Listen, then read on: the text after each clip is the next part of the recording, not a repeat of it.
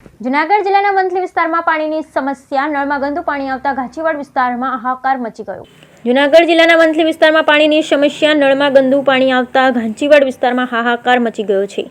વંથલી નગરપાલિકામાં 2 થી 3 વાર રજૂઆત કરતા નગરપાલિકાના કર્મચારીના નાટકમાં લોકોના જીવડા અને ગટરનું પાણી ટાંકામાં ભરવું પડે છે. નગરપાલિકામાં રજૂઆત કરવા જતાં ચીફ ઓફિસર ના હાજર હોય તો કર્મચારીઓ સમજાવી દે ના છૂટકે. વહીવટદાર સાહેબને પણ રજૂઆત કરતા અરજદાર સામે નગરપાલિકાના કર્મચારીને ફર્સ્ટ જવાબમાં કહેતા નગરપાલિકાના કર્મચારી દ્વારા કામ કરી દીધું છે. એમ કહેતા આજે બીજી વાર પણ નળમાં પાણી ગંદુ આવતા વિસ્તારના લોકોને આખરે જવું પડ્યું.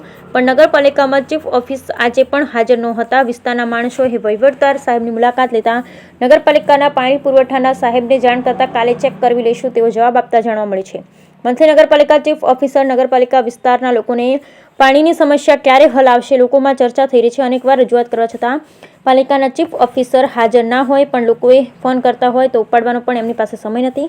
વંથલીના લોકોએ ઘણી વખત નગરપાલિકામાં જઈ તો ચીફ ઓફિસર હાજર ના હોય તો કર્મચારી દ્વારા જવાબ આપતા લોકોને ધર્મના ધક્કા ખાય છે. આખરે સમસ્યાનો નિકાલ ક્યારે થશે એ પણ ચર્ચાનો સવાલ. આવી રીતે પાણીની સમસ્યા કેટલો ટાઈમ ભોગવવી પડશે પછી પાણીના કારણે રોગચાળો ફેલાયની એની રાહ જોવાય છે શું? Bureau report Ramesh Singhal, Vanthali. મારું નામ આયસાબેન હિંમતભાઈ અગવાન છે. અમે હેઠાણમાં રહીએ છીએ બ્રાહ્મણવાડાના નાકે અને અમારે ત્યાં 20 દિવસ ત્યાં ગંદુ પાણી આવે છે.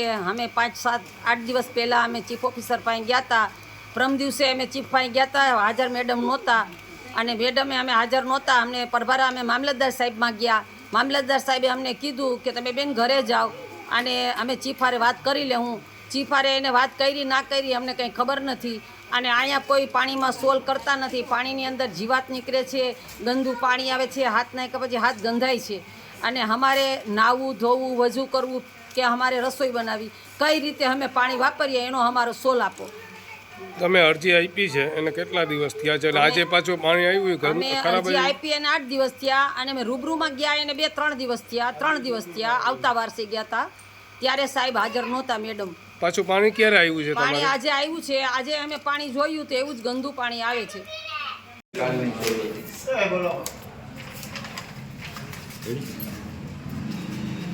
મારું નામ પ્રશાંત અશ્વિનભાઈ વિરમગામા, સેનેટરી ઇન્સ્પેક્ટર, ઇન્ચાર્જ પાણી પુરવઠો. 2 ચાર્જ મારી પાસે છે. જગ્યાએ પાણીના એવા પ્રશ્નો છે કે એમાં ગંદુ પાણી આવે છે, ગટરનું હોય છે, અમુક જીવડા નીકળે છે, એના માટે શું એક્શન છે?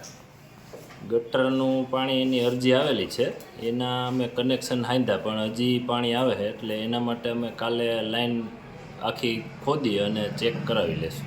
સાહેબ 8 દિવસથી અરજી આપી છે ને તમે કાલે કામ કર્યું છે?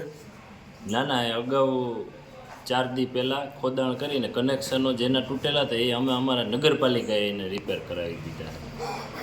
નગરપાલિકાએ રિપેરિંગ કરાવ્યા છે. આ તો 8 દીની અરજી છે, કાલની છે. અવારનવાર આવું ગામમાં થાય છે વિસ્તારમાં.